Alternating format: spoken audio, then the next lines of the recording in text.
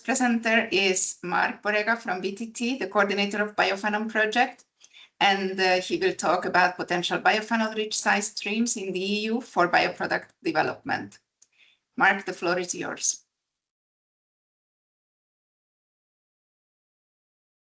Okay, let me share the screen.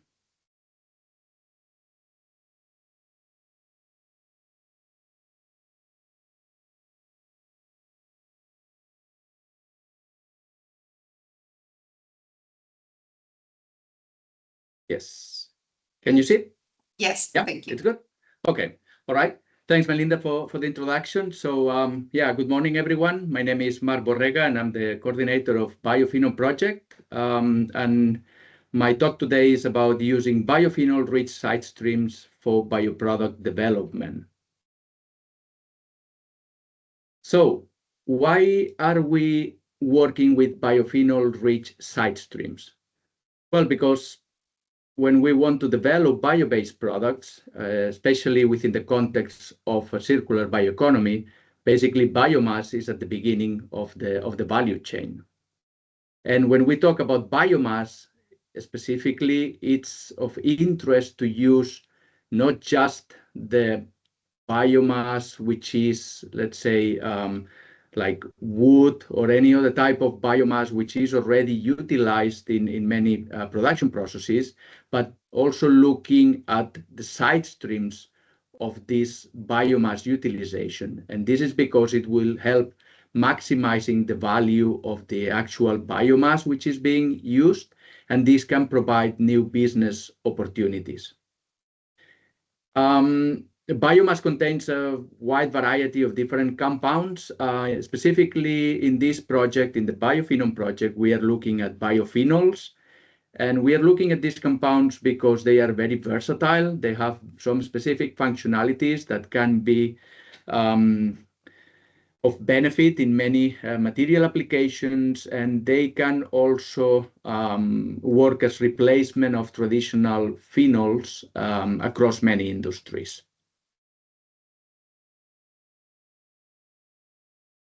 So what kind of biophenol-rich side streams should we consider? So this was, let's say, one of the starting points of the BioPhenom project.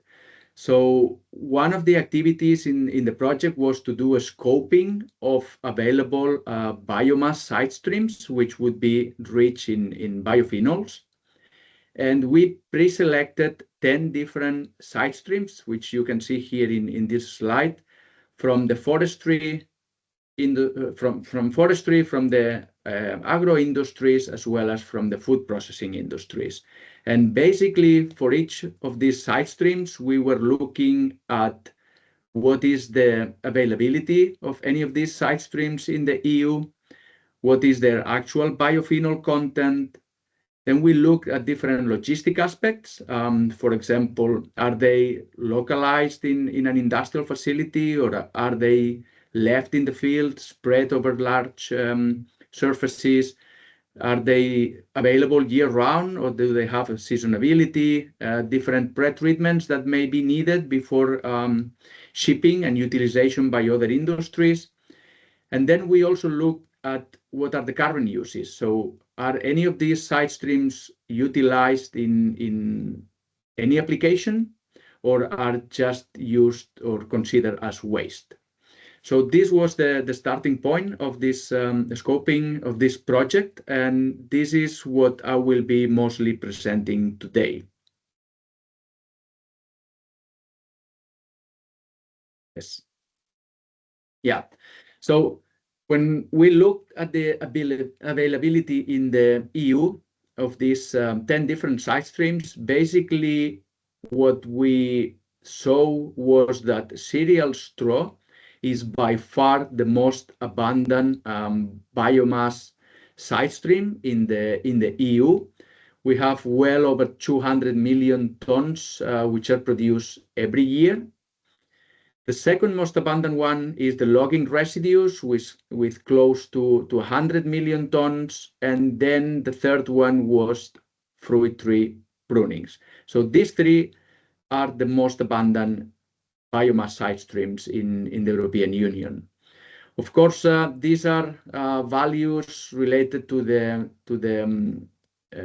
availability or generation of these side streams, but for the actual utilization, one should consider that not all of them are available, let's say 100%. So, for example, in the case of straw logging residues, so some of these actually would be available in a sustainable amount, which would be about 50–60% of the total amount. And this is because you would need to leave a certain amount of these residues in the fields, in the forest, to prevent the erosion of the soil and depletion of the nutrients.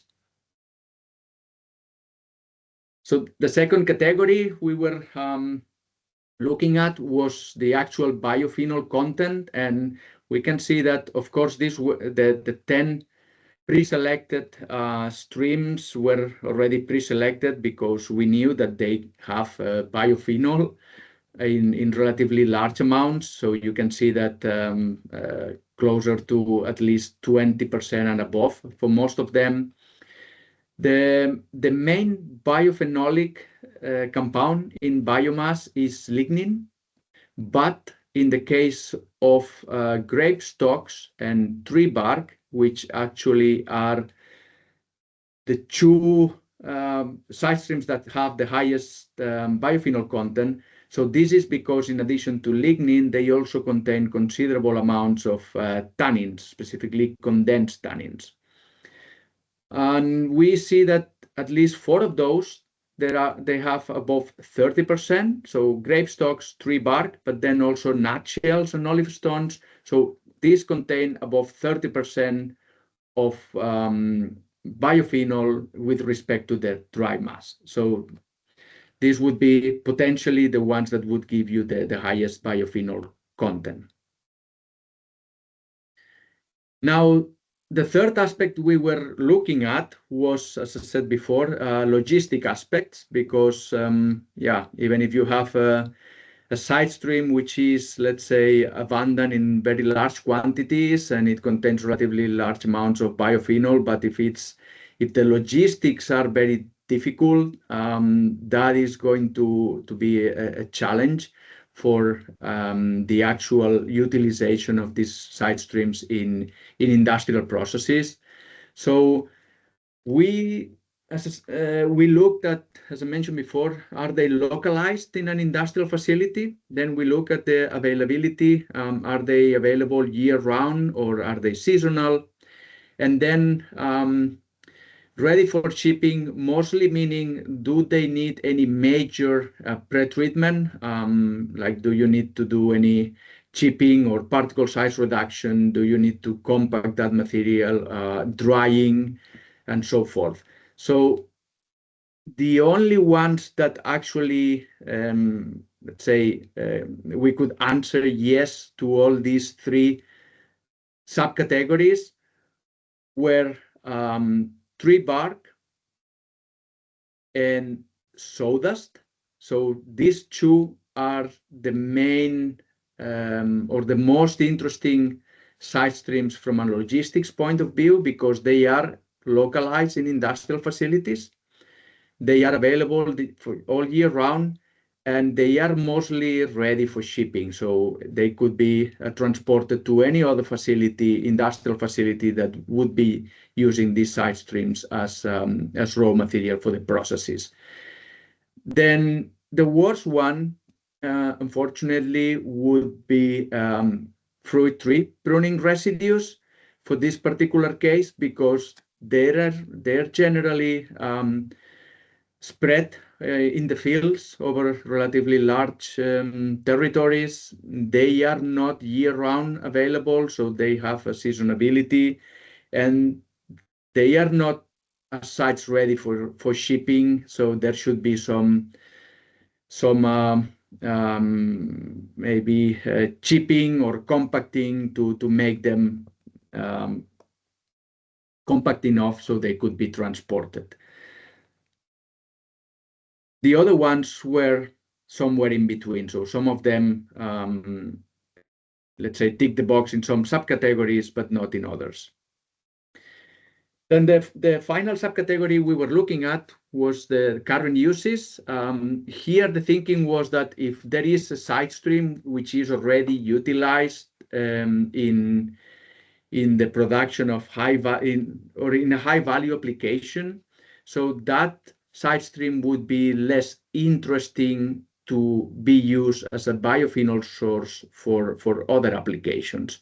So here we were looking specifically at side streams that would have no value or very low value, because they would have the highest potential for valorization. So within the current uses, we divided all the possible applications into 5 main subcategories. These were from lower to bottom. We had disposal, or let's say that they are considered as waste. Then low value for energy, a little bit higher value in improvement of soils, and then animal feed, and then finally the highest value would be if something is utilized for material applications. Many of these side streams have different uses. So I don't know, you can see, for example, fruit tree prunings. Sometimes they are just disposed. Sometimes they can be used left in the field for improving the soil. And the only one that is actually really utilized in material applications would be sawdust, which can be used as a fiber source in either pulping or particle board manufacturing. So based on this scope, we did a selection.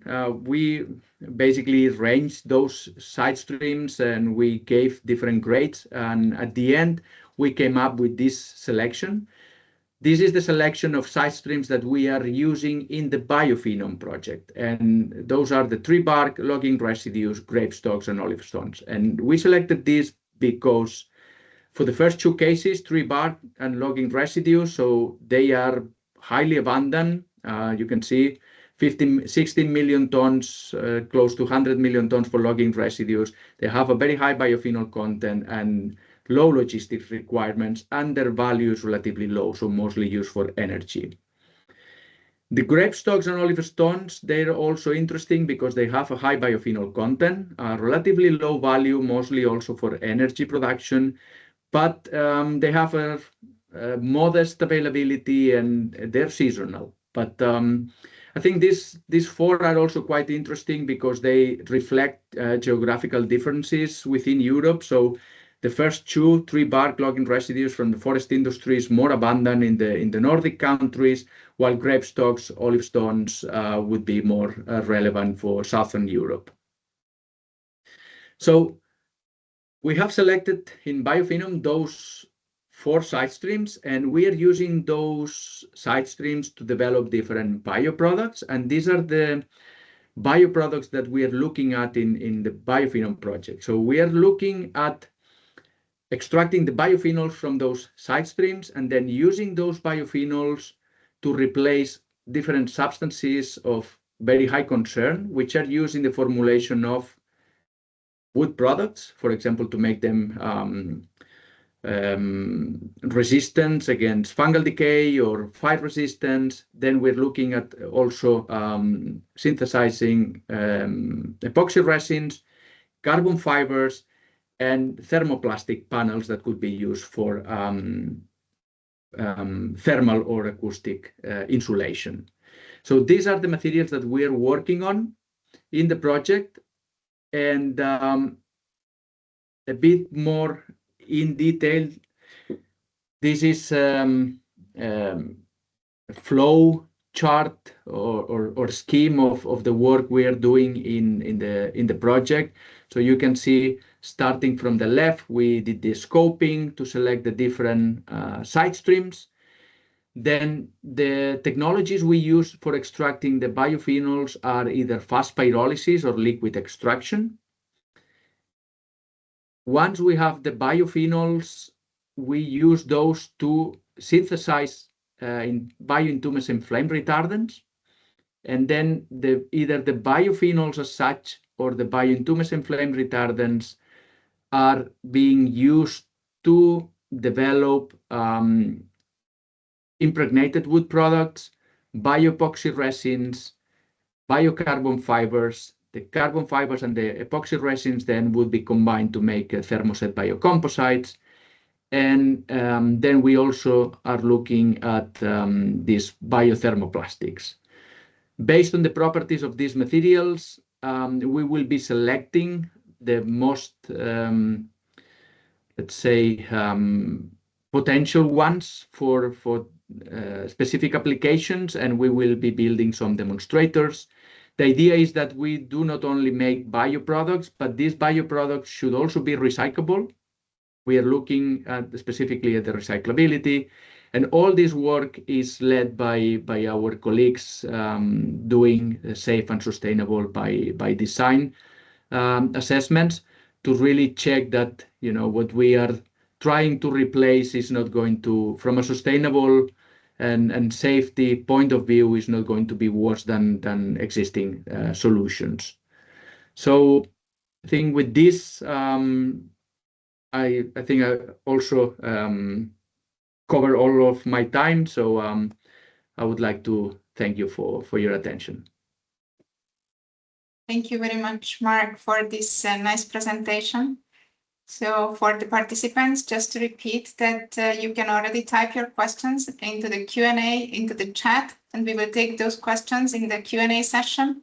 Please indicate the speaker to which you would like to address your question, and we will take them then at the end. So the next presentation will be conveyed by Barbara Petracher from the Austrian Center of Industrial Biotechnology, and she represents the OlinWaste project. And the presentation is about the smart sustainable biorefining of olive meal waste into biocompounds for plant and soil health, bio-based materials and bioenergy. Barbara, please, the floor is yours. Thank you. I hope you can see my screen. Yes. So yes, my name is Barbara Petracher. I'm from the Austrian Center of Industrial Biotechnology, and I'm the Dissemination, Exploitation, and Communication Work Package Leader from OlinWaste, and I'm happy to present our project here today. So OlinWaste is about smart, sustainable biorefining of olive meal waste, so connected also to the topic that we heard before a little bit, into biocompounds for plant and soil health, bioplastics, and bioenergy. And I will start by directly jumping into the status quo at the olive mill waste, at the olive mills.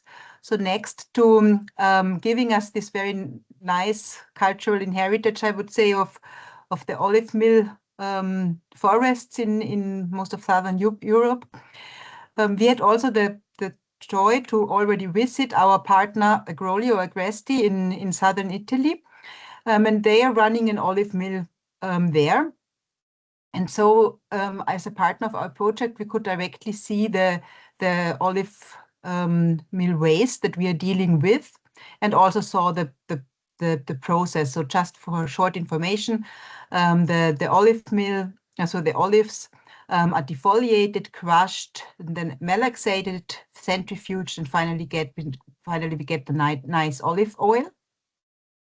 And our partner Agrolio already invested also into further technologies to make value out of the main leftovers, the olive pomace of the olive oil production, by having built a bioplant that produces together with the company AgroEnergy electricity in the end. But still we have from the olive mill itself, and then also from the biogas plant, quite some leftovers. So we have leaves and twigs, we have crushed stones, we have the depitted olive pomace, and we also, after the biogas plant, we have then the digestate, which is a liquid and a solid, in a liquid and a solid fraction. And with these leftovers, there comes quite a lot of challenges, and these are the central challenges that our project tries to tackle. There is a lot of olive meal waste. And as we already heard before, this has a high phenolic content, and it's partly brought back to the fields, but it can cause toxifications there, and the disposal costs are quite high. And of course, this also causes greenhouse gas emissions from methane to CO2. With the nowadays used the disposal methods, the valorization of these residues is still limited, and while it still has valuable bioactive compounds in it. And there is also odor and noise problems at the olive mills themselves. And then we have the general societal challenges of not having enough bio-based plastics at the moment, that we still are in need of bio-based plant protection and biopesticides, fertilizers. Biorefineries are a very complex kind of system, let's say, and we still need to improve in understanding how to combine different processes best. And of course, we want to do that all in a sustainable and safe manner. So these challenges, to meet these challenges, the OlinWaste project was designed and luckily funded by the European Union. It's a cluster 6 project and it's running for 48 months. We are after the first year now. So that's why I'm mainly today presenting the project itself, so not so many results yet. And it is coordinated by the Sapienza University in Rome, with our coordinator has been Vincenzo Laionetti. And we have now, after a hop-on activity, 10 partners from 7 countries, which you can see here in more detail. We have several universities, a company partner, as we saw, and an innovation cluster, CLIC. They are assisting also in the management. And ASIP is on the one side a scientific partner, but also, as you heard, about dissemination. And we have RISE and RISE Processum. And this picture was taken last week in Helsinki when we had our 3rd consortium meeting there, which was a very, very nice experience. And we also visited BTT. Okay, so the core mission of OlinWaste is to establish a zero-waste, zero-emission olive mill biorefinery, or to further develop this in this research and innovation action. We want to transform the olive mill waste into plant protectants, plant fertilizers, soil enhancers, and on the other side produce bioplastics from the olive mill waste. Thereby also we can also use CO2 in this context. But we want to also go for kind of not material waste streams like noise and odor, and for thermal energy recovery. And we also are trying to establish a system digital twin to tackle the complexity of the systems, and by this want to raise the technology readiness level within the next years. And of course, this aligns with several policy aims of the EU. So I want to go a little bit further into the solutions for plant and soil health that we are following on. So as the feedstock here, we use the leaves and twigs, and the pitted olive pomace, and also the solid digestate can be used. And on the one hand side, our partners from Rome and Spain try to, as a first step in the kind of cascading approach, to use the olive mill waste, extract phenolics and oligosaccharides by supercritical water extraction and filtration. And on the other side, we can use hydrothermal carbonization to produce hydrochar. And these products then are biostimulant, biopesticides, fertilizers, and soil enhancers. And of course, it is also an important task of the project to really test then the activities or the properties of these products on plant growth. And this will be done by testing the plant immunity, plant soil, and plant microbiome. And as I said, the plant growth. And this is done in collaboration between Sapienza and ASIP.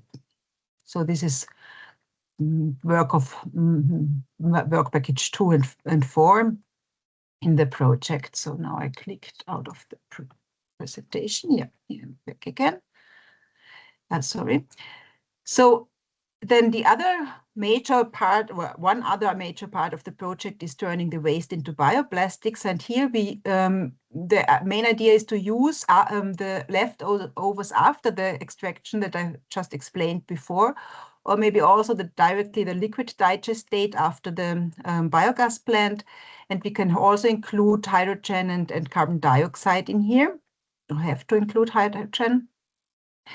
And these, together with nutrients, go then into the fermentation with bacteria, which is done in a cascading approach with acidogenic and then gas fermentation. And as example is, I show here the gas fermenter as it is established in TU Graz or in ASIP. And here the CO2s that in theory could also come from the biogas plant, as the biogas itself consists of the methane and the CO2. And together with the products from the acidogenic reactor or fermenter could then be converted with the bacteria, like for example, Cupravidus necator, into bioplastics, especially the polyhydroxyalkanoates. These are then in the biomass, so in the bacteria stored and have to be extracted with green solvents, which will be a task for University Padua as well. And in the end, we should finally end up with some bioplastic material, which is bio-based and biodegradable, and then is tested for properties to decide which final applications could be viable from these materials.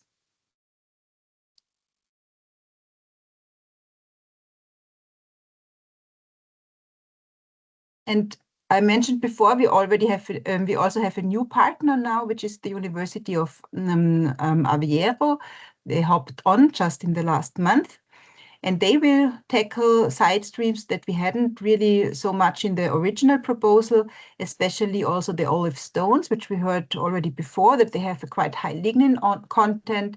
And University of Aveiro and CISECO will then try to use these lignin-rich side streams by doing extractions with natural deep eudectic solvents, which then in the end are also recirculated.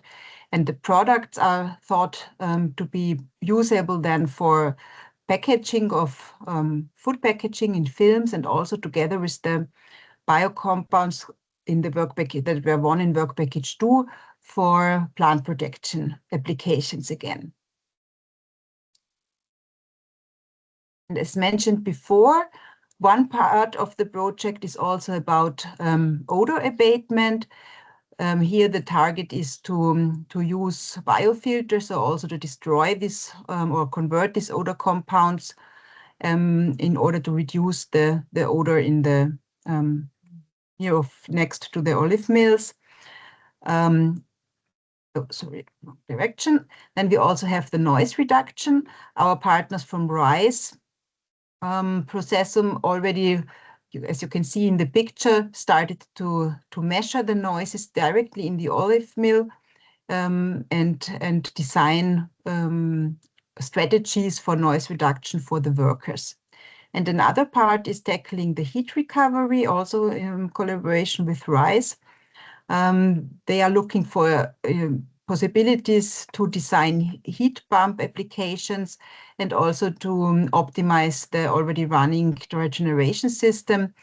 And the idea, of course, is to also kind of reuse or recycle the energy, especially also for the for the water extraction and the hydrothermal carbonization processes. And of course, also in this project, we have a strong focus on safe and sustainable by design, life cycle assessment, technological assessment, and risk assessment, led by RISE. And we started already now with the collecting of the material and energy flows, but as it's commonly understandable and known, this is a quite challenging task. In the beginning, you can see a kind of overall blocked flow chart here.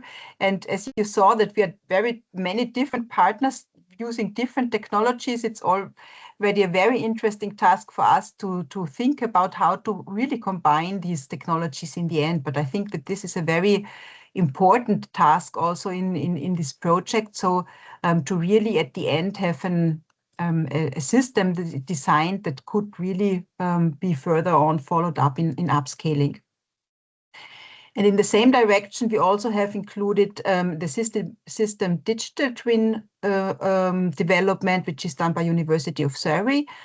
We are first also concentrating on process level digital twins, but in the end, we are aiming to have a system digital twin that then could really integrate all material and energy balances and help to solve multi-objective optimization problems, to really finding the best combination and with the least kind of, let's say, or the best outcomes with the least trade-offs between the different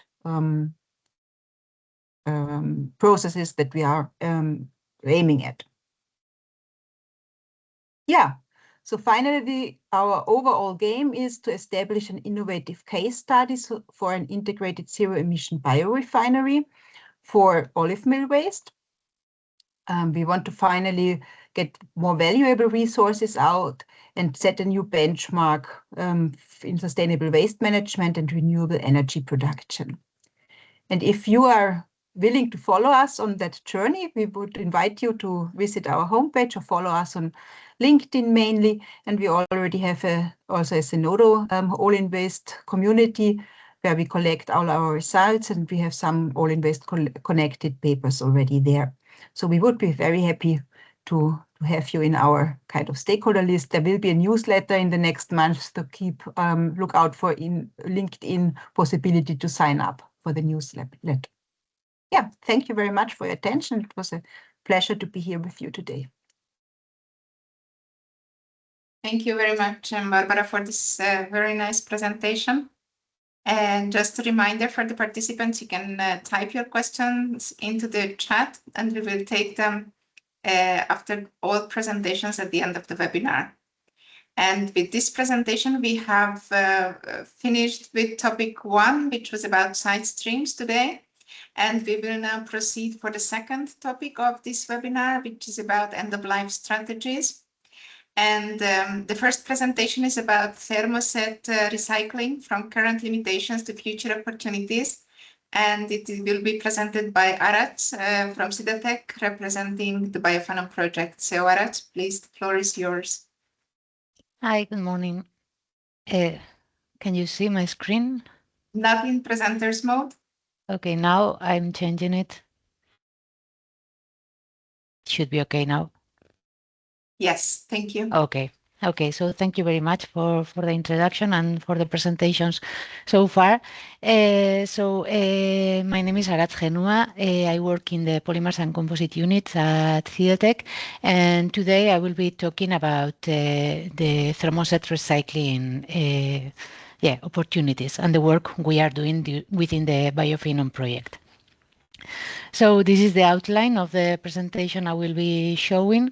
First of all, we will see a short introduction and the existing end-of-life strategies and limitations for conventional thermoset materials. And then we will move on to see what covalent adaptable network cars, and more specifically, we'll dig into the 3R technology patented by Sidetech and the revalorization routes for composites based on this kind of materials.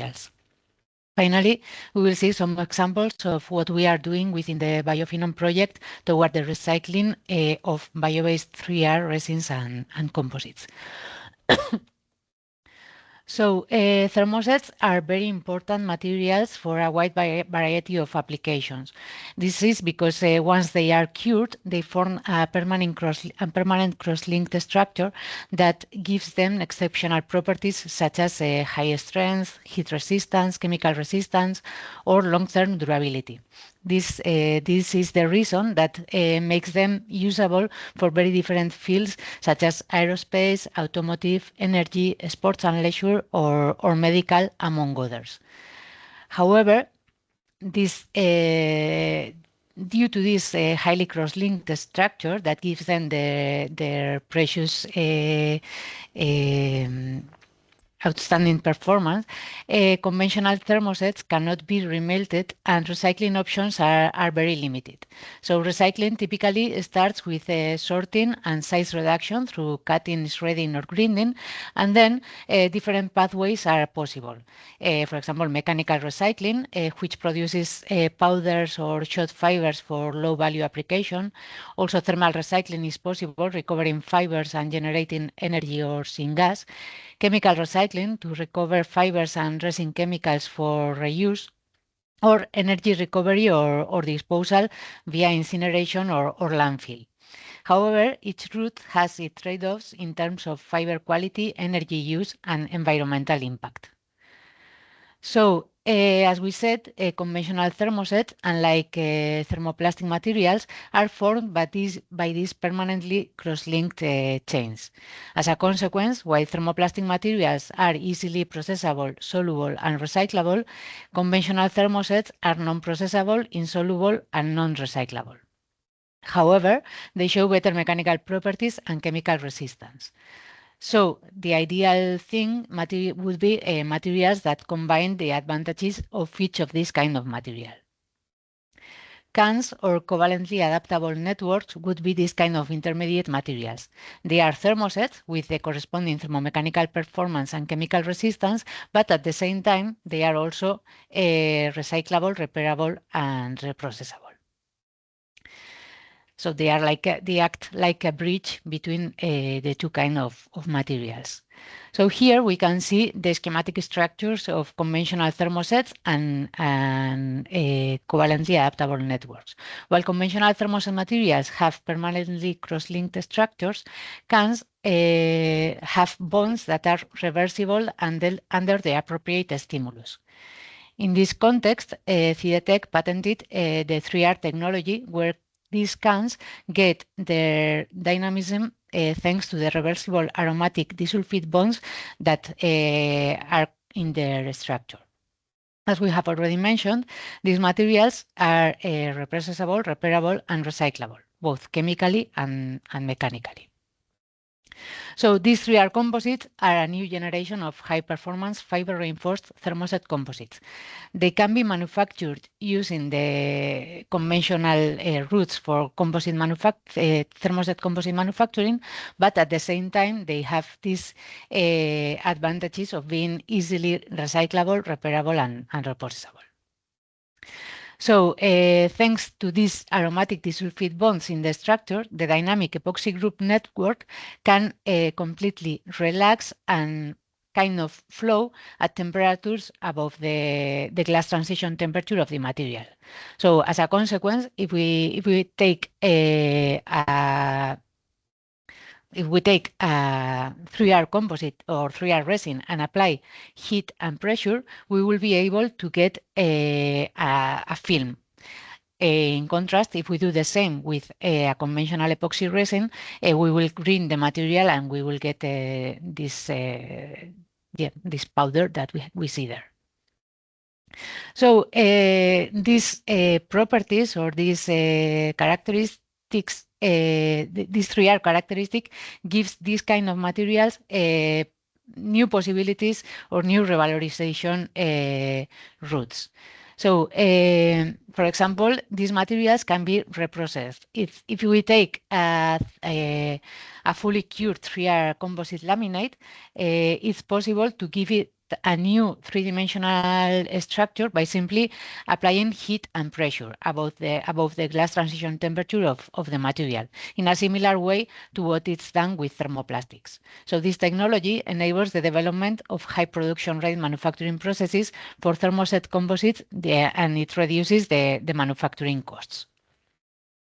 It can also be repaired. If we have a composite with a damage that it's based on the resin fiber delaminations or in resin microcracks, also by applying heat and pressure to the damaged area, it's possible to repair the composite and continue to use it. This technology enables to reduce the current costs of maintenance, repair and operation associated to the reparation or replacement of thermoset composite parts. And finally, the 3R composites can also be recycled, either chemically or mechanically. For mechanical recycling, just as we do with other kind of composite, fully cured 3R composites can be grinded, but the advantage is that we can then reprocess this powder or these small parts by applying heat and pressure and get a new composite with a short fiber reinforcement. This technology enables the valorization of the scraps that may be generated during the manufacturing, and it offers 3 different environmental and industrial advantages: the reduction of landfill waste, the reduction of costs of waste management of scraps, and manufacturing of cost-competitive and sustainable new thermosets based on valorized scraps.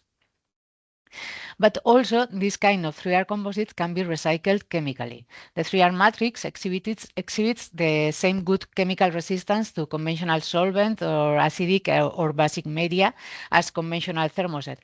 But they show the advantage that if we use a specific chemical agent and a solvent, which is a green solvent, this allows separating the resin from the fiber, and the fiber can then be used again for new application, the undamaged fiber.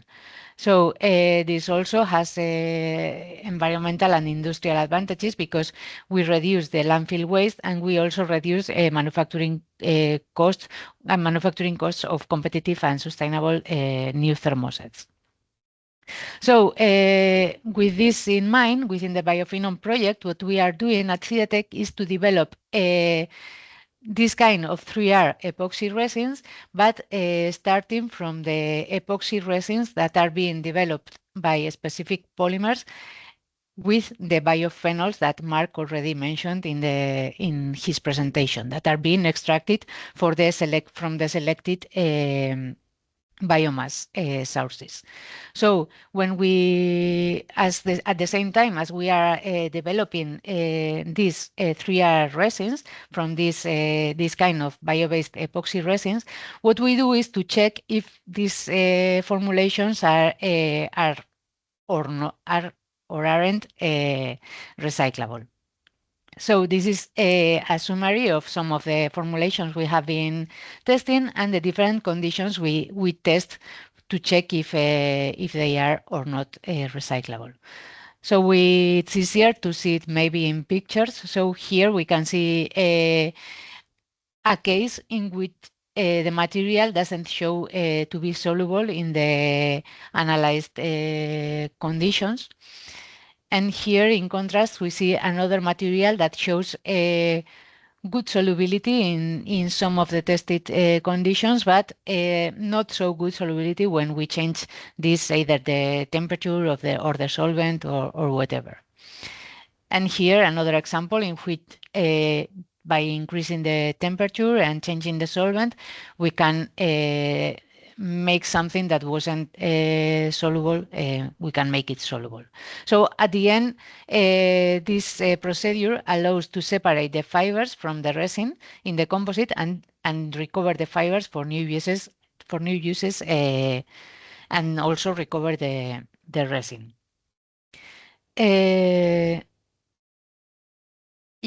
We are also testing that this kind of resins that we are developing are mechanically recyclable. So for that, we break the material into small pieces and apply heat and pressure. And we see on the top an example of something that wouldn't be recyclable. And on the bottom, we see a recyclable formulation. So with all this in mind, the project is still ongoing, and the idea is to select the best formulation in terms of properties and recyclability, and also analyze. We will do another scoping exercise similar to what it was done for selecting the most appropriate biomass. We will do a scoping exercise to select which is the best application for the material we get, and which is the end use or the demonstrator that we will be manufacturing using this material. So this was all from my side.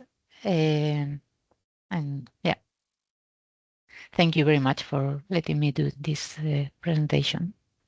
Thank you, Arat. It was really very interesting and insightful.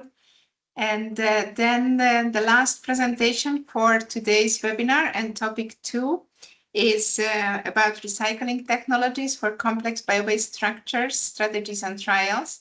And it will be presented by Julio Vidal, representing CUBIC project. So Julio, please, the floor is yours. Okay, thank you very much. Let me, okay, we'll share the screen. Okay. I think you should watch it full screen now. Yes, thank you. Yeah, okay. Well, first of all, thank you very much for giving me the opportunity of being here today. Okay, to talk to you about this. The project that we are developing is a CUBIC project in which we have we are being able to develop new products based on bio-based components. And of course, at the end of this project, what we are doing and we are starting to do is recycle and demonstrate the recyclability of these materials. In the project, we are participating several entities, as in the projects that we have presented before. As you can see, we cover quite a lot of ground in Europe. Okay, Spain, France, Germany. We have different companies and entities demonstrating the variety of partners that are involved. Okay, we have some entities on research. Okay, Sidestreams, for example, colleagues of Arat's. We have other universities. We have other companies such as Specific Polymers, Novamont, or Confil, or Carbotainer developing their own products in the project, because the idea of this project is not only to develop or some research, but also to bring into the market potential products that could be used directly by our partners. Our objective is to improve sustainability of complex products made of high-tech advanced multimaterial composites, because currently we have these materials, but we don't have the structure that allow us to recycle them. I think we all know in some cases in which different materials are incorporated into one product, but as we don't have this eco-design or sustainable by design tools, we cannot really provide an end of life to these materials because they have not been, or these products, because they have not been developed in such a case. So this is the way in which we are proposing two different products. Okay, one, the type 4 pressure vessel, in which we are incorporating different materials. On other, the automotive seat. Okay, we are finally not developing a full automotive seat, but the protector of the seat, in which currently there are several materials.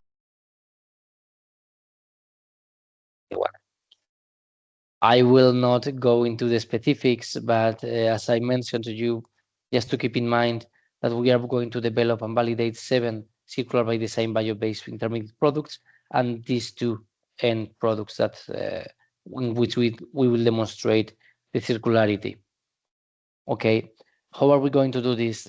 By using 3-can bioepoxy system. Okay, Arat just spoke about it, so I will not go into a lot of detail. But this bioepoxy system with 3R technology will allow us to, at the end of the life of the product, we will be able to separate and reprocess, as she just mentioned before. Then we are going to develop, and we are developing new bio-based polyamides.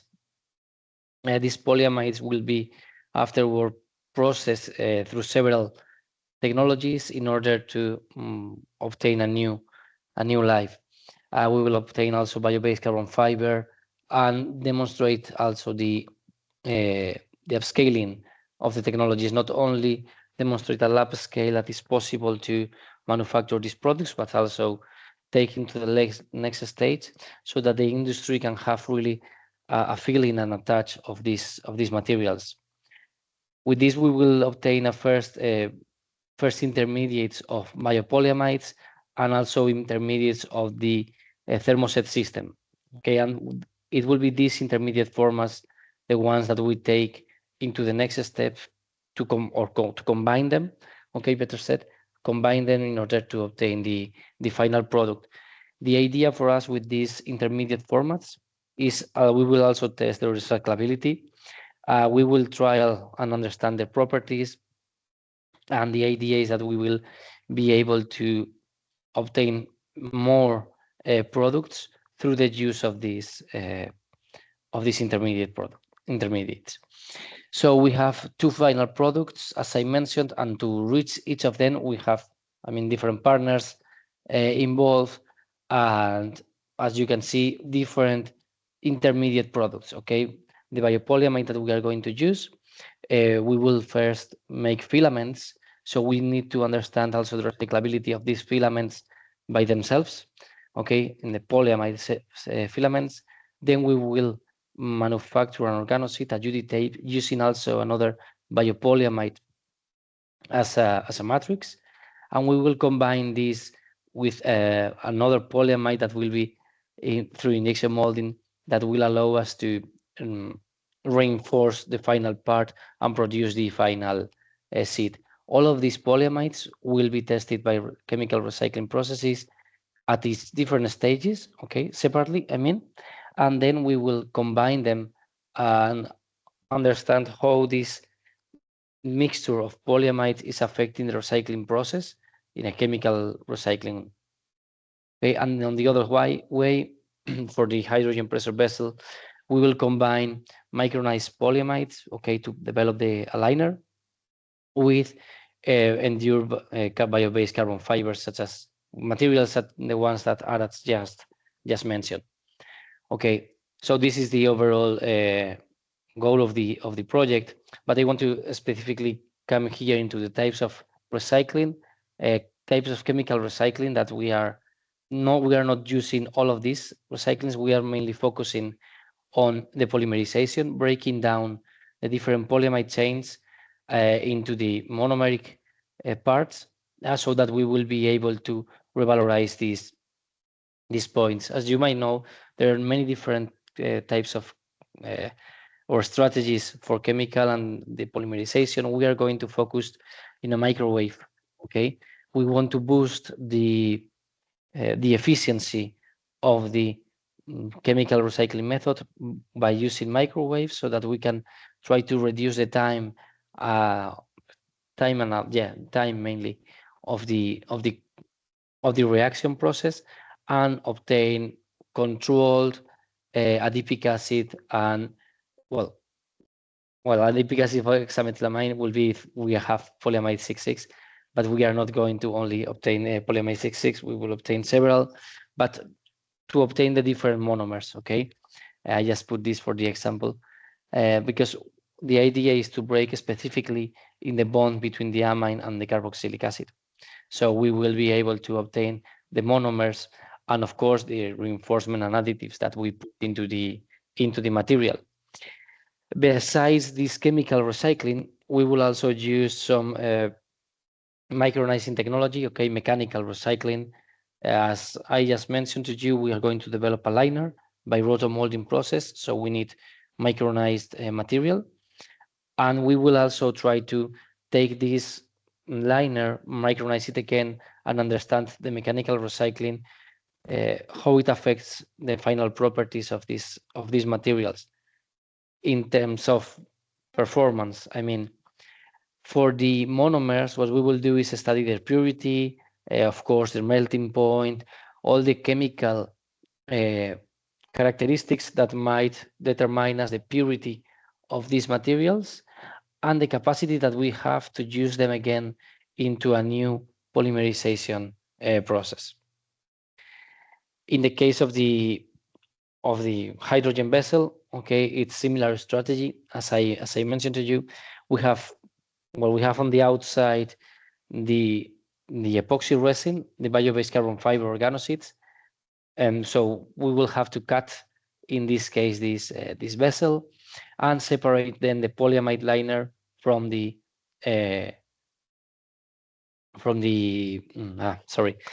composite material. In the case of the composite material, we will use This is a 3-year composite. I just took this from another presentation with Sidestreams.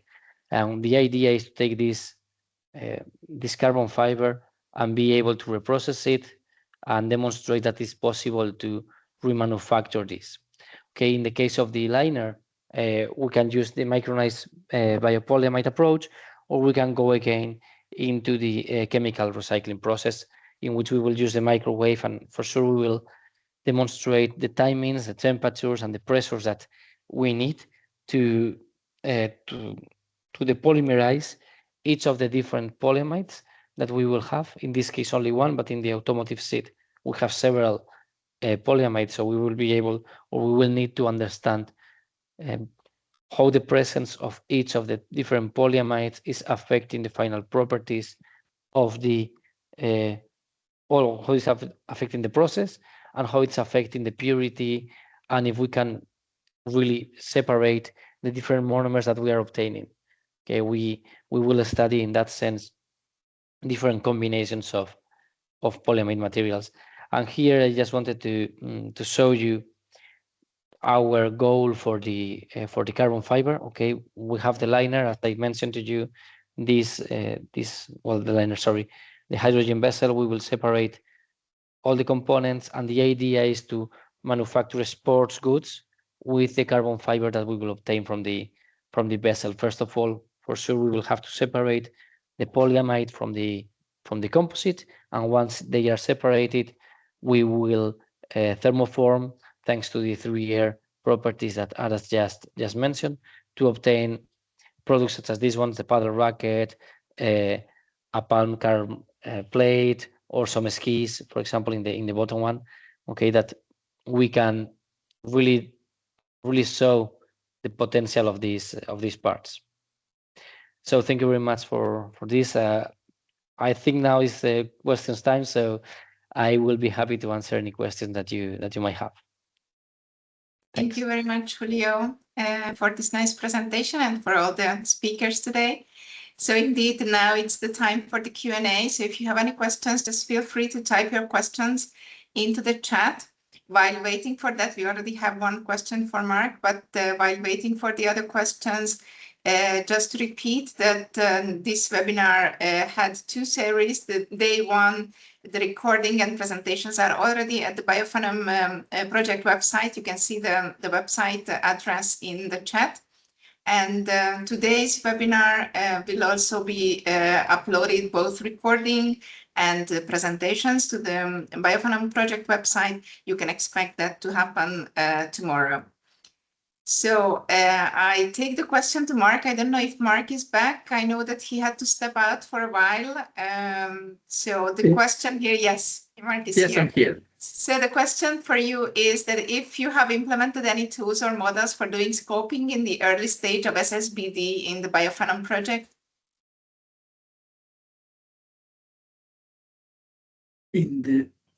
So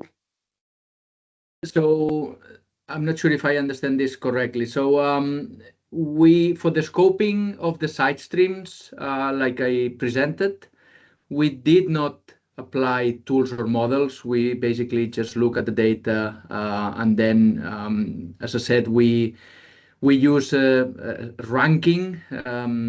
We use, let's say,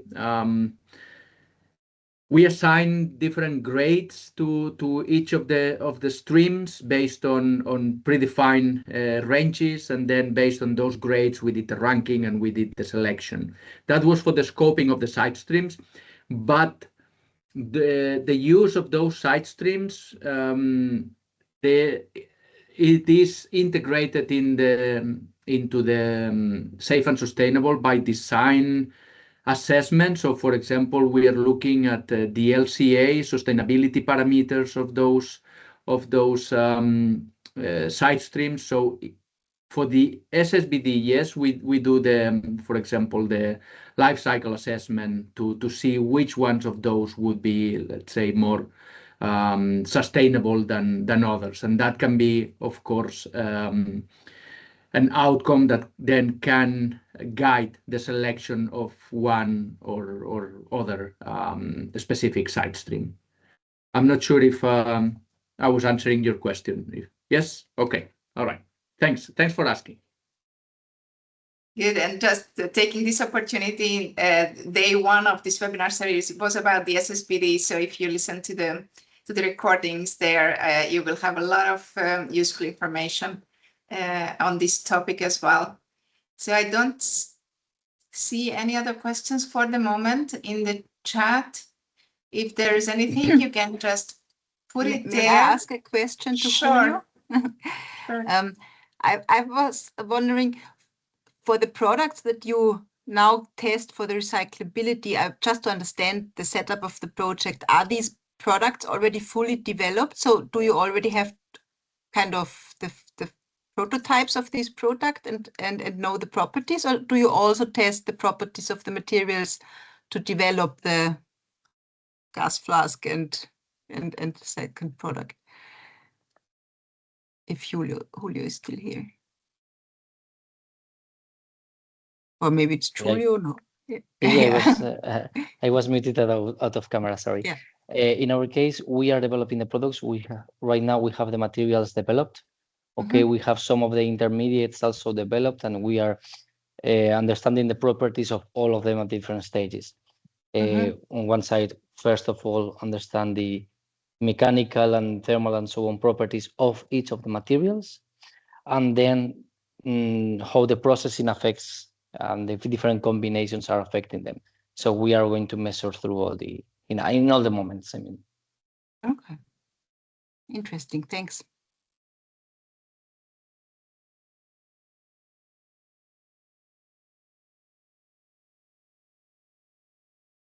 Yes, thank you. Sorry, I was just typing. I have put into the chat the recordings and the presentations for day one, and then we will upload tomorrow this one as well.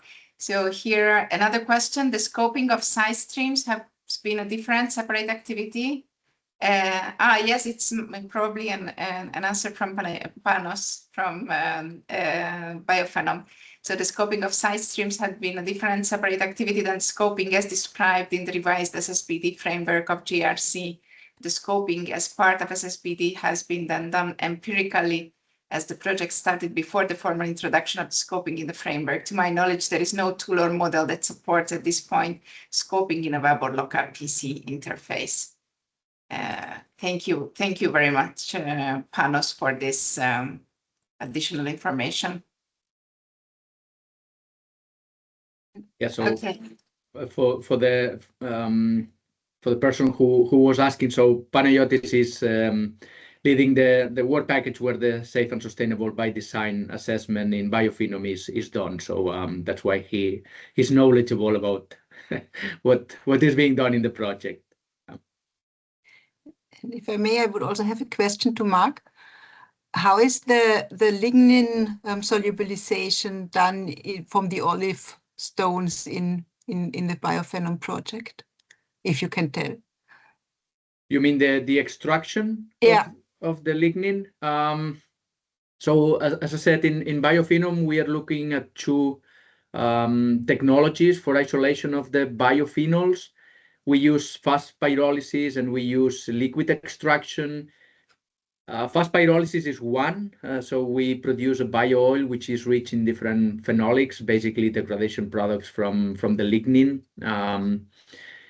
And then we have the liquid extraction, and in the liquid extraction we have two approaches. Actually, we have a water-based or a water extraction, and then an alkaline extraction. So with a water extraction, you cannot really extract the lignin from the olive stones, but with an alkaline extraction, then yes, you can do that. Yeah. Okay, interesting. Thank you. Yeah. Yeah, you're welcome.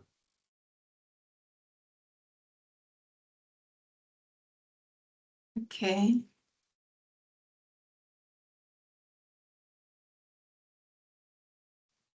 Yes.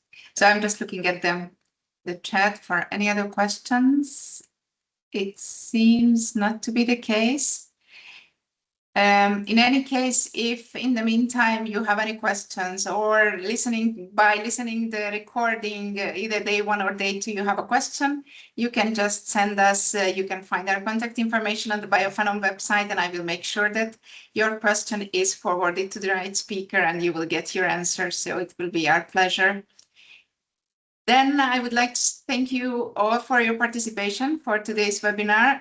A special thank you for our speakers for the excellent presentations. Thank you very much for these very informative presentations. And I would like to wish you a nice rest of the week. And thank you again for participating. Bye-bye. Thank you for the invitation. Thank you very much. Thanks to all the participants for joining. And thanks, Melina, for organizing. Thank you. Bye-bye. Thank you. Bye-bye. Bye.